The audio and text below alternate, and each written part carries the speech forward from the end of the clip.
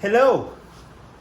Today I wanted to make a quick video about Ducatis and 916 and how many people really want them and want to ride them, and it's become a fashion of having them, but they are actually really, I don't want to say bad bikes, but they're bikes that are definitely not easy. And let me start by highlighting a couple of things. And I have here the SP, and I want to show you a couple of things.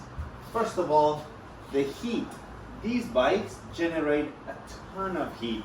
So unless you're getting on the bike, getting out on the freeway or on the twisties and going after a couple of traffic lights, if you plan to use these bikes on the city, man, it's going to be hard. It's hard on a few things.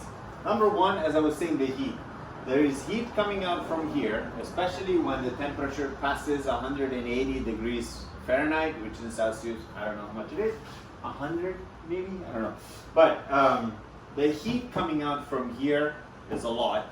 There is heat from here, from the headers and the collector pipe, and that's where your foot is. So actually when you're sitting on it, you have your right foot that is almost melting. And then you have the exhaust, which passes underneath here. So you have a ton of heat just getting to you, and really you don't want to get whatever you need to go like completely drenched. So that's number one, that's the heat. Number two, your wrist. The way this bike makes you stay, you are very front loaded on your hands and on your wrist.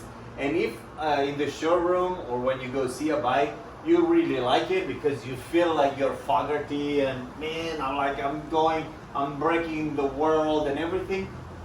Trust me, after I would say 60 miles, maybe 100 kilometers, it starts to hurt, especially if you don't have the chance, like in stop and go traffic, to stand up a little bit, which we said if you're in stop and go traffic, you're gonna get heat, so you want to go. But if you go, then you're really heavy on your wrists, because this is ultimately a race bike. So they were using this chassis and this posture for racing. You can open them up a bit, you can close them, you can raise them, but you're gonna change the dynamics of the bike. So that's another one. And then the third painful part of owning these bikes is your butt. I mean, this seat in the US, they replaced the stock seat with something more comfortable, which maybe helps, but I think they look horrible. It looks like my mom's bicycle seat. So if you really want to keep the nice lines of the seat, your butt is going to hurt big time. I mean, you are, again, after 60 miles, you're gonna start to ride a little bit like this, and then move a little bit like this, and move around because it's hurting. So they're really cool bikes. They provide a fantastic riding experience. Like nothing compares to a 916 or a 996 or a 998 or even a 748. Even though I never liked those because of the very weak engine. Please don't kill me. But you gotta be mentally ready for it. This is a very specialistic bike.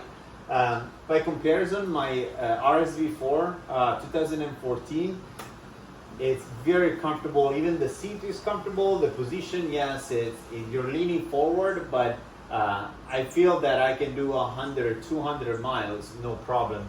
Whereas on this one, you really feel like after 3 fill-ups of gas tanks, you're ready to go home. So think about it. If you want a 916 because they're cool, think how you're going to use these bikes. Think if it's going to be your only mean of transportation, well, you maybe want to consider to buying a bicycle.